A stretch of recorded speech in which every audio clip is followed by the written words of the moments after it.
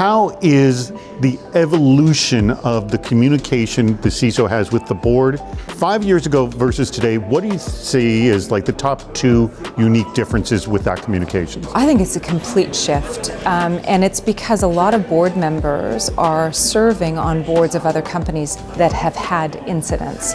So the knowledge is being driven by direct real-world experience where they have to get very smart very quickly. When it comes to looking at cybersecurity as a risk, they're very enthusiastic about it because we've seen the over-inundation of press reports. You see geopolitical issues that are being driven first on the cyber plane and then in the physical planes. I got to assume you've had a lot of conversations where your C-suite or a board member comes to you and goes, I read this in the Wall Street Journal. Do we need to be worried? I love it when that happens because I would rather have a pull for information rather than to constantly have to push information. With the shift in attacks being even more across multiple industries now. So now it's not just financial services. It's attacks on OT systems, it's energy, it's critical infrastructure, it's food, it's manufacturing, it's pharmaceuticals, it's healthcare, it's everywhere now. So the next evolution, which you may or may not be at, but I'm guessing some of your peers are at, is